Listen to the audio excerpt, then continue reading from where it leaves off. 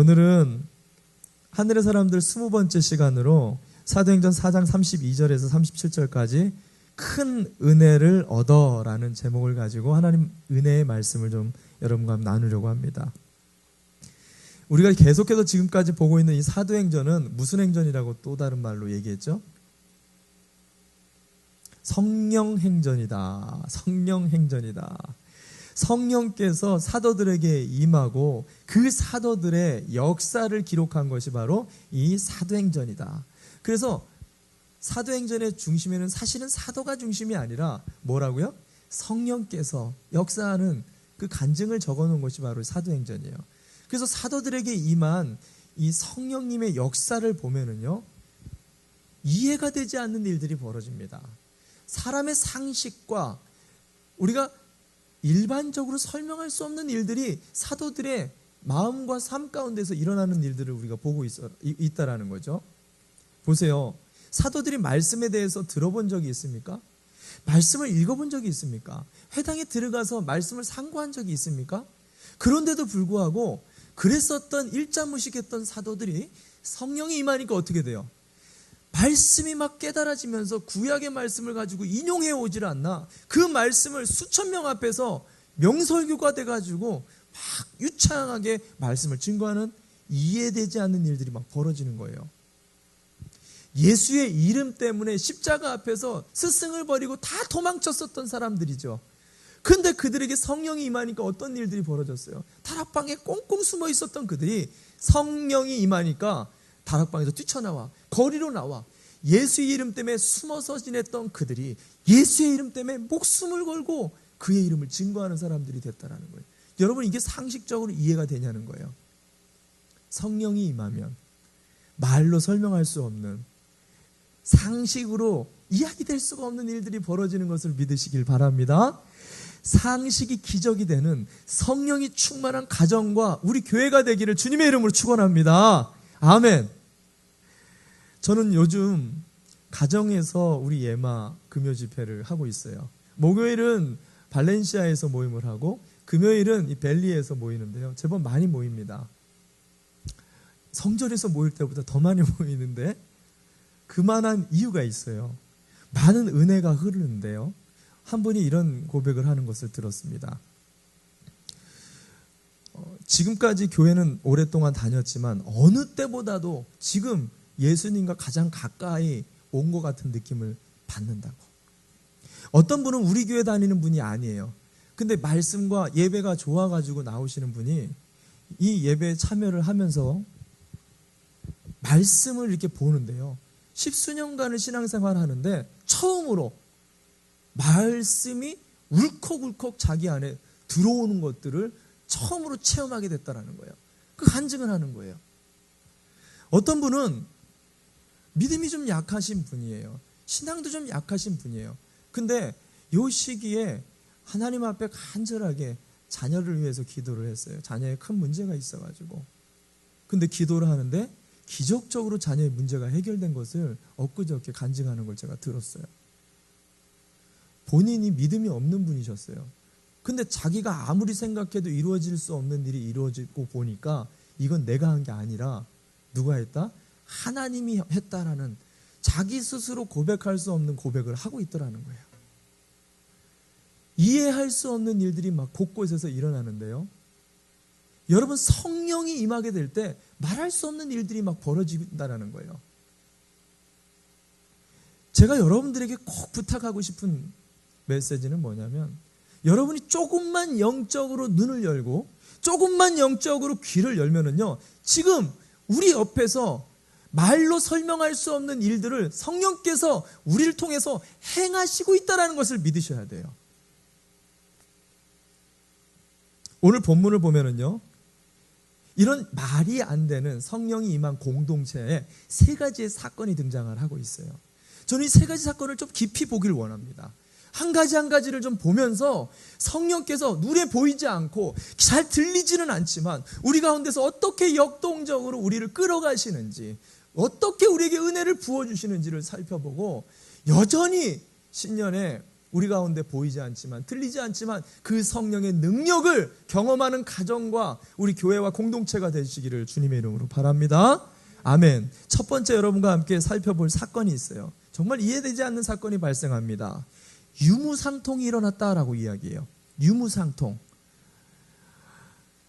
제가 웬만하면 어려운 말을 안 쓰려고 노력하는데 한마디로 설명할 수 있는 단어가 뭘까 이렇게 찾다가 이 유무상통이라는 단어를 쓰게 됐습니다. 양해해 주시기 바랍니다.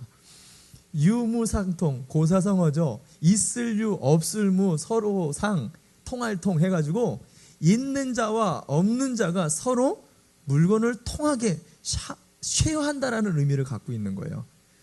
있을 수가 없는 일이 오늘 성경에 나타나는데요. 한번 봅시다. 사도행전 4장 32절입니다. 제가 읽어드립니다. 믿는 무리가 한 마음과 한 뜻이 되어 모든 물건을 서로 통용하고 제 재물을 조금이라도 제 것이라 하는 이가 하나도 없더라. 신기한 일이 벌어졌어요. 한 마음과 한 뜻이 되었다라고 이야기합니다. 여러분, 우리가 인생을 살면서 한 마음과 한 뜻이 되는 것이 쉽던가요? 여러분 한번 생각해 보세요. 평생을 내가 이 사람 없으면 안 된다라고 생각하는 내 배우자, 결혼을 했는데 배우자하고도 한 마음 한 뜻이 잘 되더라는 거예요. 여러분 어떠세요? 잘 되든가요? 요즘에 한국의 풍속도 중에 하나가요, 신혼부부들이 결혼하면은요 통장을 따로 쓰는 거 아세요? 남자 통장 따로 있고요, 여자 통장 따로 있어요. 수입을 따로 관리해요. 왜 그러죠? 조금만 마음에 안 들면 서로 따로 남남이 될 수 있게 이미 재산을 처음부터 분리를 시켜 놓는 거예요. 내 몸에서 난 내 자식도 내 마음을 알아주지를 못하는 게 이 가족이에요. 하물며 직장을 가보세요. 수십 년 동안 따로 살다가 만난 코워커라고 얘기하잖아요. 같은 일을 한다는 사람들조차도 누구 하나 우리의 마음을 이해할 수 있냐라는 거예요. 여러분, 한 마음과 한 뜻이 된다는 것은 어떻게 보면 불가능한 일이에요. 근데 오늘 사건을 보니까 한 마음과 한 뜻으로 이 사람들이 다 같이 모여가지고 이들의 마음이 통하였다라고 이야기를 한다는 거예요. 있을 수 없는 성령의 사건이 일어난 거예요. 뿐만 아니라 이들이 마음과 뜻이 통하면서 어떤 일이 두 번째로 일어났냐면 자기 물건을 남에게 쓸 수 있도록 통용하는 일이 벌어집니다. 이 당시 그냥 내가 내 물건을 남에게 통용하고 싶어가지고 사람들과 쉐어를 한 게 아니라 이 당시 성령을 받은 초대교회 공동체는요, 디아스포라, 전 세계에서 왔었던 수천 명의 사람들이 예수님을 믿으면서 그 자리에 머무르게 됐어요. 집에를 가지 않고. 그러니까 이 사람들이 기거할 숙소가 필요했어요. 근데 이들의 필요가 있자 초대교회 공동체는 집을 오픈했어요. 그래가지고 문헌을 찾아보면, 기록을 찾아보면 약 10명, 많게는 20명까지 한 집에서 공동체 생활을 하는 일이 벌어집니다. 근데 공동체 생활을 이렇게 해보신 분들은 아시겠지만 이게 쉽던가요? 내가 절친이라고 생각하고 내가 정말 사랑하는 친구라고 생각을 해도 집에 모시면 딱 일주일 지나면요, 그 다음부터 남이 되더라고요. 빨리 안 가나. 여러분, 물건을 이렇게 같이 쓰는 것 자체가 그렇게 불편하다는 거예요. 근데 초대교회 공동체 안에 이 놀라운 일들이 벌어지니까 서로 물건을 쉐어하는데 부담이 없어진 거예요. 뿐만 아니라 34절을 보니까 자기의 논, 자기의 밭, 자기의 집을 갖다가 다 팔아가지고 이들의 필요를 위해서 이것을 썼다라고 이야기한다는 거예요. 있을 수 없는 일들이 계속해서 벌어지고 있는 거예요. 여러분, 이런 공동체가 어디 있어요? 칼빈은 이 본문을 보면서 주석을 이렇게 했어요. 이 기사를 읽고도 감동을 받지 않는 사람이 있다면 그 사람은 강철보다 더 굳은 마음을 가지고 있는 것이 분명하다. 강철맨들이 여기는 앉아 계시는 것 같은데, 천국과 같은 일이 지금 벌어진 거예요. 세상에 없는 공동체가 벌어진 거예요. 유무상통, 내 것 네 것이 없고 그냥 서로가 가족이 돼버린 거예요. 한 마음이 된 거예요. 한 뜻이 된 거예요. 있을 수 없는 일이 성령이 임하자 공동체 가운데 이렇게 벌어졌다. 여러분, 저희 교회가 처음 개척을 했을 때 갈 곳이 없잖아요. 누군가가 가정을 오픈해 주셨어요. 누군가가 자기의 기거할 곳들을 열어주면서 그곳에서 저희 교회가 시작됐어요. 저희 교회가 시작은 되었지만 뭐가 있겠어요? 뭐 하나 있겠어요? 누군가가 수천 불이나 되는 자기의 것을 떼어서 공동체를 위해서 내어주는 사람들이 있었다는 거예요.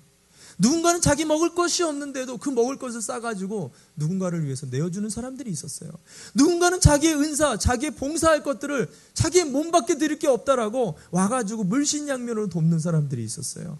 참 감사한 건 지금도 누군가가 보이지 않게 끌어가는 봉사와 섬김과 나눔과 자기의 것을 내어주는 유무상통이 은혜 가운데 우리의 교회를 끌어가고 있다는 거예요. 여러분 이것을 잘 보셔야 돼요. 이게 교회예요. 교회는 하나님께서 이 땅에 진 이해할 수 없는 구조로 돌아가는 곳이 교회예요. 신비한 공동체예요. 예수 그리스도라는 그 이름의 하나로 마음과 뜻이 모여진 사람들이 모인 영적으로 설명할 수 없는 공동체, 신비한 공동체가 바로 교회예요.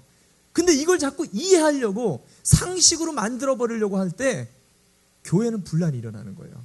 여러분 교회는요 설명할 수 없는 공간이에요. 사람의 지식과 지혜로 설명해 줄 수, 납득이 될 수 없는 공간이 바로 교회예요. 왜? 성령께서 끌어가기 때문에. 여러분 이것을 할 때 교회가 성령의 권능을 임하게 하고 성령의 권능을 경험할 수 있는 공간이 될 수 있다는 거예요. 이걸 자꾸 인간의 힘과 인간의 노력과 상식 안에 가둬두려고 하면요 어떤 일이 벌어지는지 아세요? 1917년 인간이 스스로 이런 유토피아를 만들려고 시도를 한 일이 있었죠. 러시아의 레닌이라는 사람입니다.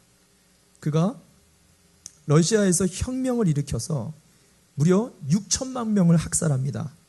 그래서 부자들의 땅과 재산을 모두 다 뺏어서 가난한 대중들에게 다 나눠줬어요. 성경에 나오는 대로 실제 이런 유토피아를 한번 만들어 보고 싶었던 거예요. 그가 세운 이데올로기가 뭐예요? 공산주의예요. 근데 여러분이 아시다시피 인간이 세운 유토피아인 이 공산주의가 지금 이 시대에 남아있냐라는 거예요. 딱 한 국가. 그것도 우리나라 형제 국가인 북한에서 있죠. 근데 그 공산주의도 결국 무너지고 있다는 거예요. 이 레닌이요 공산주의를 세웠지만 그가 죽으면서 유언을 이렇게 남겼습니다. 우리가 취한 방법은 압박과 잔악한 대학살만을 선동했을 뿐이다. 생사의 악목에서 나는 헤아릴 수 없는 많은 희생자들의 피로 붉게 물들어 있는 망망대해 가운데 버려져 있는 나 자신을 발견했다. 지난 일을 뉘우치기에는 이제 너무 늦었다. 인간은요 성령의 공동체를 만들 수가 없어요. 이거는 우리가 설명할 수 있는 공동체가 아니에요. 근데 어떻게 이런 공동체가 만들어졌는가? 오늘 이것을 누가는 이렇게 설명을 합니다. 본문의 4장 33절입니다. 4장 33절 같이 함께 보겠습니다. 4장 33절 제가 읽어드립니다. 사도들이 큰 권능으로 주 예수의 부활을 증거하니 무리가 큰 은혜를 얻어. 여러분 교회가 돌아가는 구조에 그 중심에 뭐가 있는지 아세요? 주님의 십자가의 은혜가 있어요. 교회가 돌아가는 이 신비가요 인간이 세운 어떤 논리적인 설득이나 강연이나 훈련이나 우리의 섬김이나 노력으로 교회가 신비롭게 돌아가는 게 아니라 이 중심에 십자가 보혈의 예수 그리스도의 은혜가 흐르고 있다는 거예요. 이것을 깨달을 때 교회의 신비를 이해할 수가 있게 돼요. 오늘 성경에 뭐라 그래요? 사도들이 날마다 예수의 부활의 소식을 증거했다라 그래요. 오늘 원어를 보면은요 큰 무리가 큰 은혜를 얻었다라고 기록을 하지만 원어는 이렇게 이야기합니다. 모든 사람에게 계속적으로 큰 은혜가 있었다라고 얘기해요. 날마다 은혜 가운데 사로잡히는 그런 공동체, 그런 가정을 꿈꾸세요? 그러면요 그곳에 예수의 부활의 복음이 있어야 된다는 것을 여러분 명심하셔야 돼요. 어떤 인간적인 노력, 인간적인 수고도 필요합니다. 그러나 우리를 성령의 인도하심 가운데로 끌어갈 수 있는 건 오직 예수의 복음밖에 없어요. 이 놀라운 복음과 십자가의 부활의 능력을 깊이 경험하며 은혜가 끌어가는 가정, 은혜가 끌어가는 교회, 은혜가 끌어가는 우리 남은 생애가 되시기를 주님의 이름으로 축원합니다. 여러분, 우리 교회는요, 주님의 은혜가 끌어가셔야 돼요. 다른 것 없어요. 그 은혜가 주정하게 하고, 그 은혜가 끌어가게 하고, 그 은혜가 흘러넘쳐 나눔을 할 수 있는 그런 유무상통의 공동체가 되시기를 주님의 이름으로 축원합니다. 아멘. 두 번째, 이들에게 발생한 신기한 현상이 있는데 그것은 핍절한 사람이 없었다라고 오늘 기록해요. 핍절한 사람이 없었다. 계속해서 어려운 말을 계속합니다. 죄송합니다. 핍절이라는 게 무슨 말이죠? 부족함이라는 얘기예요. 부족한 사람이 없었다라고 오늘 기록합니다. 오늘 34절, 35절 말씀을 보겠습니다. 34절, 35절 말씀 제가 읽어드립니다. 그 중에 핍절한 사람이 없으니 이는 밭과 집 있는 자는 팔아 그 판 것의 값을 가져다가 사도들의 발 앞에 두매 저희가 각 사람의 필요를 따라 나눠 주미러라. 아멘. 여기서 핍절이라는 그 말 자체는 핍절함이 없었다라는 것은 부족함을 느끼는 사람이 초대교회 공동체는 없었다라는 얘기를 하는 거예요. 근데 여기에 이 문장 자체가 사실은 굉장히 신기한 겁니다. 말이 되지 않는 거예요. 초대교회 공동체의 대다수는 가난한 자들이었어요. 없는 자들이었어요. 최대 빈곤층이었단 말이죠. 근데 이들이 뭐라고 얘기하냐면 부족한 게 없었다. 아무것도 부족한 게 없었다라고 얘기하는 거예요. 이게 있을 수 없는 표현인 이유가 뭐냐면 인간은요 항상 부족함을 느끼잖아요. 한 부자에게 이런 질문을 했어요. 많이 가진 자였었던 것 같습니다. 부자에게 당신이 부자입니까? 라고 질문을 했어요. 근데 이 부자가 이 부자들이 이렇게 질문하면 두 가지 대답을 한다 그래요. 뭐라고 대답할까요? 당신 부자입니까? 첫 번째 대답이 뭐냐? 아니요. 부자에게 당신 부자입니까? 물어보면 아니요 라고 얘기해요. 왜냐? 자기는 아직도 부자라고, 자기는 아직도 만족을 하지 못한다라는 대답이에요. 또 하나 대답이 뭐냐? 당신 부자입니까? 물어보면 조금만 더 가지면 내가 부자가 될 것 같습니다. 무슨 말이냐? 아무리 우리가 많이 갖고 있다 할지라도 만족함이 없는 게 우리라는 거예요. 근데 오늘 본문에 뭐라? 핍절한 사람이 없었다라고 얘기한다는 거죠. 신학자들이 이 본문을 연구하는데요. 이게 별것 아닌 것 같지만 너무 신비로운 거예요. 어떻게 당시 초대 기독교인들의 대부분이 가난한 삶과 없는 삶들을 살고 있었는데 이들이 이렇게 충족함을 경험할 수 있었는가? 본문을 오늘 다시 한번 보면은 이렇게 이야기하죠. 집 있는 자들, 밭 있는 자들이 팔아 판 것의 값을 사도들 발 앞에 놨다라고 얘기해요. 아, 그러면 그 당시 초대교회 공동체 중에 있는 사람이 자기 것들을 다 팔아가지고 그들이 없는 사람들을 채웠으니까 부족함이 없었을 것이다. 여러분 생각은 어떠세요? 재밌는 거는요. 부자가 더 많았을까요? 가난한 자들이 더 많았을까요? 이 많은 사람을 만족시킬 만큼의 부자가 없었다라는 거예요. 근데 더 놀라운 것은요. 초대교회 공동체가 자기에 있는 것들을 전부 다 가지고 나온 것들이 아니라는 거예요. 성경 사도행전을 보면은요. 집이 그대로 있는 가정들도 있고요. 자기의 농과 밭이 그대로 가지고 있었던 사람들이 더 많았어요. 자기가 먹을 것들이 있어야 사람들이 왔을 때 그걸 먹일 수가 있잖아요. 그러니까 모두가 자기의 전 재산을 팔았던 게 아니라는 거죠. 그런데 어떻게 이들이 그럼에도 불구하고 만족함을 누릴 수가 있었느냐? 이게 딜레마인 거예요. 신학자들이 아무리 생각을 해도 이것을 이해할 수가 없었던 거예요. 원어로 이것을 해석하면 이제 그들은 어느 누구도 부족함을 느끼는 사람이 없었다. 이게 무슨 말이냐는 거죠. 여러분, 이 문장을 잘 이해하려면 전체를 잘 해석해야 돼요. 도대체 이들이 이 가난했던 사람들이 어떻게 부족함을 충만하게 누릴 수 있었느냐. 그거는 이들이 누군가가 나눠준 나의 부족한 부분이 채워졌기 때문에 나의 질병이 해결됐기 때문에 나의 문제가 해결됐기 때문에 부족함이 없었다라고 고백을 하는 게 아니라 33절에 이야기하고 있는 주님으로부터 공급되어지는 놀라운 하나님의 그 은혜, 그 큰 은혜, 멀치 그레이스가 나를 뒤덮으니까 내가 감당할 수 없는, 내가 지금 겪고 있는 이 질병을 포괄할 수 있는, 뛰어넘을 수 있는 은혜가 임하니까, 내가 지금 경험하고 있는 이 장벽을 뛰어넘은 은혜를 임하니까, 내가 지금 고민하고 염려하고 있는 이 근심을 뛰어넘는 초월하는 큰 은혜가 임하니까 내가 부족함이 없다. 이 고백을 지금 초대교회 공동체가 하고 있었다는 거예요. 그러다 보니까 어떤 일이 일어나요? 난 이제 부족할 게 없다라고 느끼니까 그들이 밭을 내놓기 시작한 거예요. 난 지금 부족할 게 없다라고 생각하니까 자기 집을 내놓기 시작한 거예요. 그들이 누구의 필요를 따라서 내가 억지로 그것을 내놓은 게 아니에요. 먼저는 은혜가 임했다라는 거예요.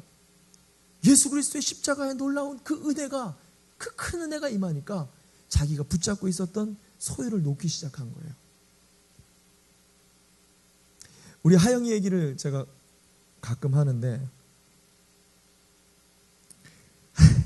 하영이가 들을까봐. 우리 하영이가 먹는 걸 좋아하잖아요. 특별히 좋아하는 음식이 있어요. 먹는 것 때문에 사족을 못 쓰는 아이가 우리 하영이잖아요. 근데 이 하영이가 어느 날 자기가 끔찍히 아끼는 그 음식을 갖다가 동생들한테 막 나눠주고 있는 거예요. 저는 지금까지 하영이를 키우면서 그런 모습을 본 적이 없었어요. 처음이죠. 하영아, 어떻게 된 일이니? 아빠, 내가 배가 불러서 더 이상 먹을 수가 없다라는 거예요. 여러분, 하나님의 큰 은혜가 임하면은요, 우리가 더 이상 갖고 싶은 마음이 없어지는 거예요. 더 이상 질병이 우리를 감당할 수가 없는 거예요.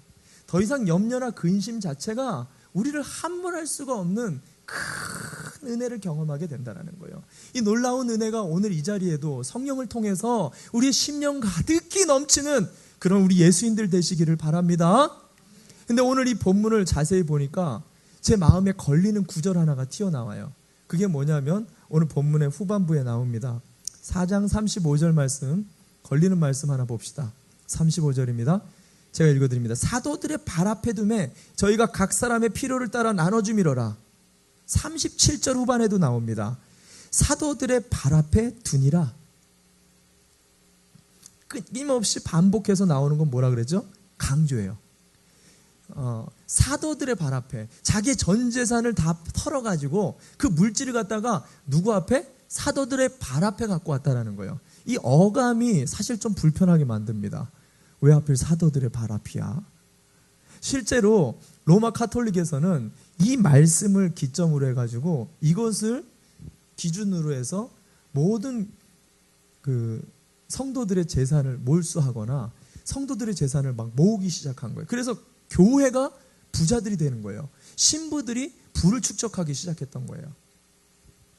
오늘 이 본문에 아마 이 말씀을 들으면서도 여러분들 안에 마음이 불편해지는 분들이 있을 거예요. 사도들의 발 앞에, 왜 사도들의 발 앞에 두느냐는 거예요. 이것은 헬라어의 문화, 헬라어 자체가 가지고 있는 문법의 양식을 좀 이해하면 금방 해석이 됩니다. 헬라어는요, 이 문장 안에 부사구가 많이 발달되어 있어요. 그러니까 방향이나 위치 같은 것이 발달되어 있습니다. 예를 들면은 성령이 파라클레토스라는 단어를 씁니다. 근데 여기서 파라라는 단어는요, 뭐라 그랬죠? 옆에서, 곁에서, 내 가장 근처에서라는 의미예요. 곁에서 돕는 자가 바로 성령님, 파라클레토스. 돕는 자는 많다는 거죠. 진짜 중요한 건 내 바로 옆에서 나를 절실하게 도와줄 수 있는 존재가 누구냐? 그게 성령이라는 거예요. 방향, 위치가 헬라어에는 굉장히 중요합니다. 그래서 강조되고 있는 표현들이 성경에 보면 하나님 보좌 우편에 앉아 계시다. 우편을 왜 꼭 집어넣냐는 거죠. 바다 깊은 데로 가서 깊은 데를 꼭 강조한다라는 거예요. 마리아가 주의 발 아래 앉아있다라고 표현을 한다는 거죠. 그의 말씀을 듣더니 너희가 법 아래 있지 아니하고 은혜 아래 있습니다. 위치, 장소, 방향을 헬라어는 항상 중요시한다는 거예요. 그렇게 볼 때 오늘 본문이 해석이 돼요. 사도들의 발 아래라는 이 문장 자체는요, 사도가 중심이 되는 게 아니에요.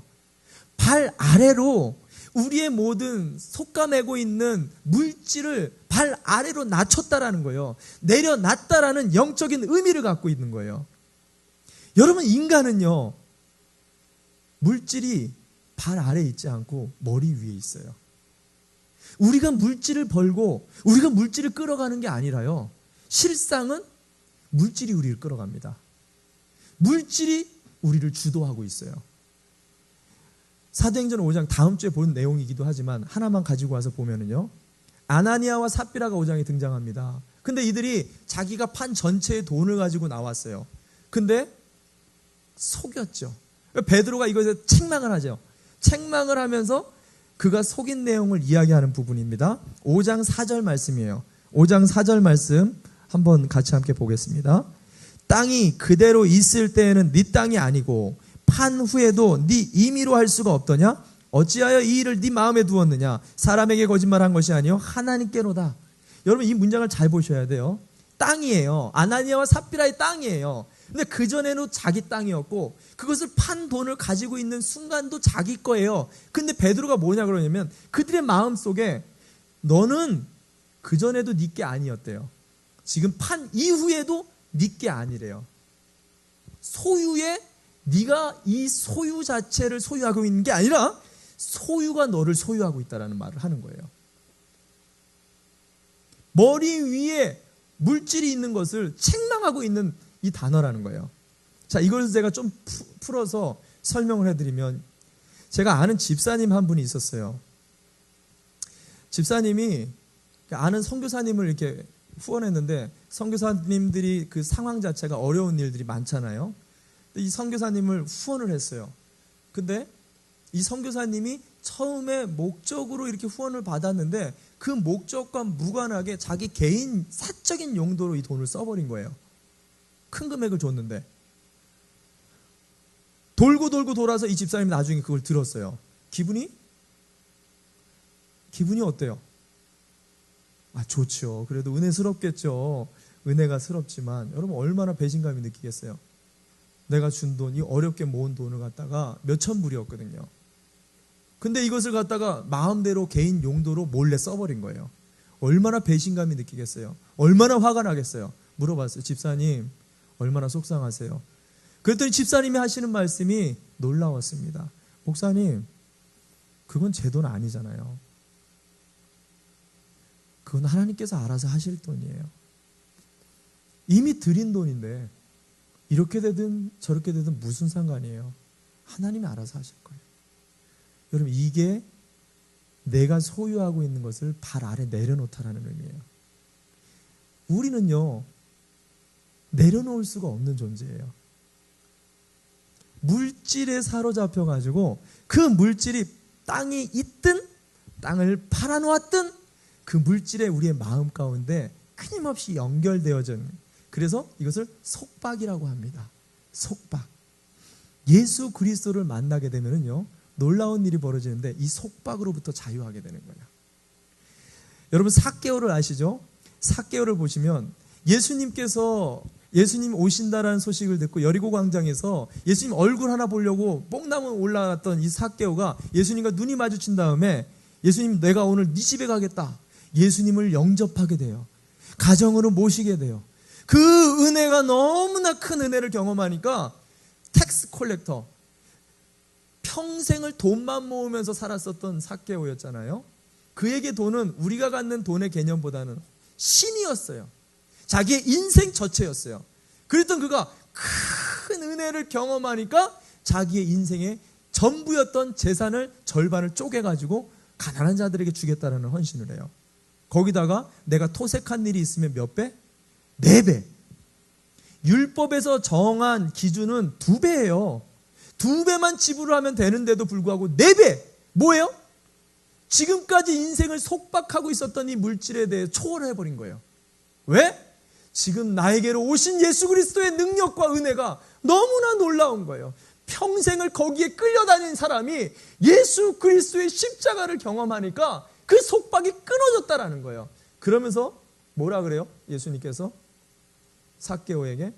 오늘 이 집에 구원이 이르렀다. 할렐루야. 구원은요, 예수님의 능력은요, 죄와 사망으로부터만 구원하는 게 아니에요. 우리를 속박하고 있는 물질로부터도 예수 그리스도로 배부르면 우리를 구원케, 자유케 할 수 있는 은혜가 있어요. 질병, 나를 속감하고 있는 이 질병을 이길 수 있도록 이 질병의 속박으로부터도 구원하는 게 예수의 능력인 것을 믿으시기 바랍니다. 수많은 염려가 있어요. 근심이 있어요. 미래에 이렇게 될까 저렇게 될까 걱정이 있어요. 이것에 끌려다니는 사람이 있습니까? 여러분, 예수 그리스도의 능력이 이런 모든 속박으로부터 우리를 자유케 하는 놀라운 능력이 되는 것을 여러분 믿으시길 바라요. 단순한 죄와 사망의 권세뿐만 아니라 인생을 속박하고 있는 포로된 자와 눈먼 자와 저는 자와 걷지 못하는 모든 자들에게 자유케 하시는 놀라운 능력이 예수 그리스도의 은혜 안에 흐르고 있는 것을 여러분 믿으시길 바랍니다. 이것이 예수 그리스도의 구원의 능력이라는 거예요. 여러분, 사랑하는 우리 예수인들 한 가정 안에 이런 감당할 수 없는 예수 그리스도의 능력과 은혜를 경험하길 바라요. 그럼 핍절된 자가 없어질 거예요. 속박된 자가 없어질 거예요. 저는 여러분들의 가정에 이런 예수로 배부르는 일이 일어나길 바라요. 여러분들의 일터와 남은 생애 속에 예수 그리스도로 모든 나를 속감하고 있는 것들을 예수의 이름으로 끊어낼 수 있는 참된 자유가 흐르기를 예수님의 이름으로 축원합니다. 아멘. 마지막 세 번째, 매우 신기한 인물을 소개하고 있습니다. 이 인물을 여러분 마지막으로 함께 기도하길 원해요. 그 인물은 바나바라는 인물을 소개하고 있어요. 이게 왜 신기하냐면요, 초대교회에 자기의 전 재산을 전부 다 내어놓고 자기의 모든 것을 내어놓은 이 사람들, 집과 재산을 내어놓은 사람들의 특이한 점은 사도들의 발 아래 내려놨는데 그들의 이름이 밝혀지지 않고 있다는 거예요. 누가 이것을 냈는지 그들의 이름 하나가 밝혀지지 않고 있다는 거죠. 만약 이게 오늘날 교회로 상상해 봅시다. 오늘날 교회에서 내가 교회를 위해서 차를 하나 이렇게 기증하겠습니다. 할렐루야. 그러실 분이 있을 거라고 믿습니다. 광고 때 우리 집사님께서 차를 헌납했다고 박수도. 근데 집과 재산 전체를 다 헌납한 사람이 있다고 생각해 보세요. 신문에 내야 되지 않겠습니까? 예? 근데요, 사도행전 어디를 뒤져봐도요, 사람의 이름이 등장을 하지 않아요. 놀랍습니다. 성령이 임하면 이런 공동체가 돼요. 정말 할 수 없는 헌신을 했는데 내 이름 석자가 안 알려져도, 정말 주의 일을 하면서 남모를 어려움과 억울한 일을 당했는데도 그거 아무도 안 알아줘도 주님의 은혜가 내 안에 배부르니까 아무렇지도 않은 놀라운 일이 성령이 임하는 공동체에 있었다라는 거예요. 저는 이 장면을 묵상하는데 참 은혜가 됩니다. 저희 예수인 공동체, 여러분의 가정과 일터에 이런 은혜가 계속적으로 흐르기를 바랍니다. 근데 문제는 뭐냐면, 바나바를 소개한다라는 거죠. 바나바라 불리는 이 요셉이라는 사람을 오늘 본문에서 특별하게 소개를 하고 있어요. 본문의 말씀을 한번 읽어봅시다. 36절 37절입니다. 36절 37절 제가 읽어드립니다. 구브로에서 난 레위족인이 있으니 이름은 요셉이라. 사도들이 일컬어 바나바, 번역하면 권위자라 하니 그가 밭이 있음에 팔아 값을 가지고 사도들의 발 앞에 두니라. 더 나아가서 이름만 밝히고 있는 게 아니라 어디서 태어났고 그게 별명이 뭐고 그가 한 일이 뭔지까지 다 자세하게 이렇게 들춰서 우리에게 소개해 준다는 거예요. 많은 돈들을 헌신했기 때문에, 헌물했기 때문에 이렇게 자랑하는 걸까요? 본문을 보세요. 똑같습니다. 밭이 있음에 팔아 값을 가지고 사도들의 발 앞에 두니라. 금액이 나와 있어요? 없어요. 단순히 문장을 통해서 알 수 있는 건 그도 동일하게 필요가 있는 사람, 가난한 사람을 향해 자기의 모든 것을 내어놨다. 우리는 이 정도만 알 수가 있죠. 근데 오늘 본문에 뭐라고 얘기하면 사도들이 그를 바나바라 해서 이것에 기록을 올리게 만들었다라는 거예요. 드러내놓고 목사님이 그의 이름을 드러내놓고 알려주고 있다라는 거예요. 이름 석자 알리지 않는 초대 공동체, 왜 이런 일이 일어났냐? 여러분, 굉장히 중요한 봉헌과 헌물의 의미가 여기 안에 들어있어요. 잘 들으셔야 합니다. 바나바는요, 자기의 전 재산을, 그 물질을 가난한 자들과 정말 필요가 있는 사람들을 위해서 내어 놓았을 뿐만 아니라 그는 평생 남은 삶 자체를 가난한 자들과 필요가 있는, 도움이 필요한 사람들을 위해 자기의 삶을 동일하게 드렸다라는 거예요. 물질만 드린 게 아니라 삶 자체를 드렸다라는 거예요. 그게 사도행전 곳곳에 등장한다는 거죠. 사도행전 9장을 봅시다.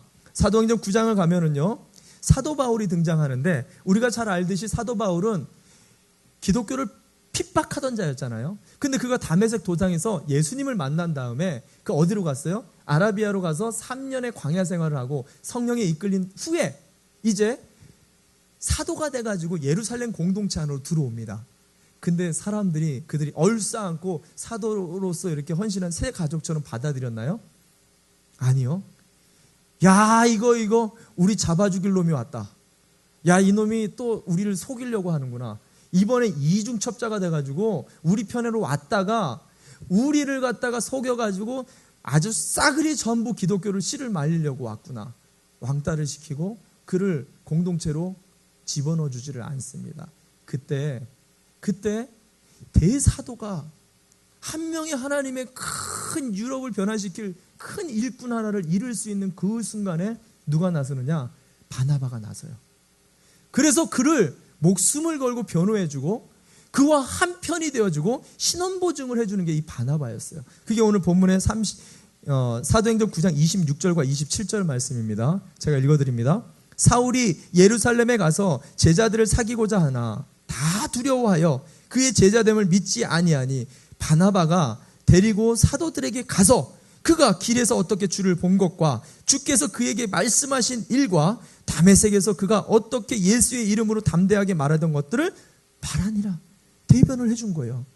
뿐만 아니라 이 바울이요, 신앙생활하면서 이게 너무 힘든 거예요. 그래서 침체기에 빠져가지고 다소라는 지역을 가서 잠적을 해버렸어요. 근데 이때에도 그의 잠적되어 있는 것을 민감하게 알고 바나바가요, 그 당시 안디옥 교회 담임 목사였던 이 바나바가 아무 자격이 없어요. 신뢰할 수도 없는 그를 갖다가 데리고 와가지고 목회자로 세워줍니다. 그리고 뿐만 아니라 그가 그의 인생을 바꾸는 선교 여행을 시작하는데 첫 번째 1차 선교 여행은 사실은 바울이 계획한 게 아니에요. 바나바가 선교팀장이었어요. 거기에 바울을 전격 등용해가지고 끌고 갑니다. 바울의 인생 속에요, 곳곳에 보면은 누가 등장해요? 바나바가 있었어요. 어떻게 보면 바나바가 없이는요, 바울이라는 대사도가 일어날 수가 없었다라는 거예요. 바나바의 위로와 권면과 함께함과 그와 마음을 같이 해줬었던 은혜가 바울을 바울되게 했다라는 거예요. 이런 일이 있었습니다. 사도행전 15장에 보면 바울이요, 누구랑 대판 싸우죠? 2차 선교 여행을 가는데 바나바랑 싸웠어요. 왜 싸웠느냐? 마가 때문이었죠. 1차 전도 여행 때 힘들다고 도망친 사람이 마가였어요. 여러분, 우리가 사역할 때 낑깡 부리고 도망간 사람 다시 그 일을 할 때 부를 수가 있어요? 없지요. 불안하죠. 그때 이 마가라는 대사도가 버림받을 수 있는 그 순간에 아무도 쳐주지 않는 이 마가라는 사람을 누가 잡아줘요? 바나바가 가서 잡아줬어요. 그 사람을 안아줬어요. 더 놀라운 거는 그 마가라는 사도를 끌어주고 세워줘서요, 결국 바울과 최고의 팀워크를 이룰 수 있는 사도의 대반열위로 바나바가 만들어줬다. 참 놀라운 사람입니다. 훗날 바울이요, 고린도전서 13장이 무슨 장이죠?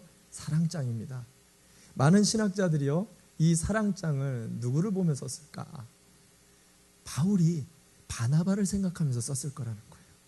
제가 잠깐 읽어드립니다. 13장 4절부터 7절 말씀입니다. 사랑은 오래 참고 사랑은 온유하며 투기하는 자가 되지 아니하며 사랑은 자랑하지 아니하며 교만하지 아니하며 무례히 행치 아니하며 자기의 유익을 굳지 아니하며 성내지 아니하며 약한 것을 생각지 아니하며 불의를 기뻐하지 아니하며 진리와 함께 기뻐하고 모든 것을 참으며 모든 것을 믿으며 모든 것을 바라며 모든 것을 견디느니라. 아멘. 바울은 바나바에게 큰 은혜를 입었어요. 그래서 바울도 이 큰 은혜를 갚는 하나님의 대사도가 되었다라는 것입니다. 그래서 사도들이 이런 모든 사정을 알고 있었어요. 바나바는 물질만 도움이 필요한 사람들에게 준 게 아니었어요. 그는 자신의 생애를 주었어요. 인생 전체가 영혼들을, 불쌍하고 도움이 필요한 영혼들을 위해 끊임없이 나가고 도와주는 참된 은혜 받은 자였다라는 거예요. 그래서 이름 석자를 사람들에게 알려주는데요. 요셉이라는 이름으로 알려주지 않아요. 바나바라는 위로자, 권위자라는 하나님이 주신 놀라운 은총의 이름으로 우리에게 전해주고 있다는 것입니다. 사랑하는 우리 예수인 여러분, 신년에 저는 우리가 생활하고 있는 이 가정에요, 우리의 부부관계 속에 바나바가 필요하다고 믿습니다. 우리의 자녀들에게 바나바가 필요해요. 우리의 이웃들에게 바나바가 필요하다고 봅니다. 저는 우리 교회에 그 누구보다도 바나바가 되는 놀라운 은혜가 임하기를 바랍니다. 신년에 바나바, 큰 은혜를 경험하고 이 은혜를 나눠줄 수 있는 놀라운 은혜를 경험한 주님의 복된 예수인들 되시기를 주님의 이름으로 축원합니다. 그렇게 하기 위해서 먼저는 예수 그리스도가 가진 십자가 보혈의 은혜를 경험하셔야 돼요. 그 은혜가 우리를 끌어갈 수 있도록, 그 신비가 우리를 끌어갈 수 있도록,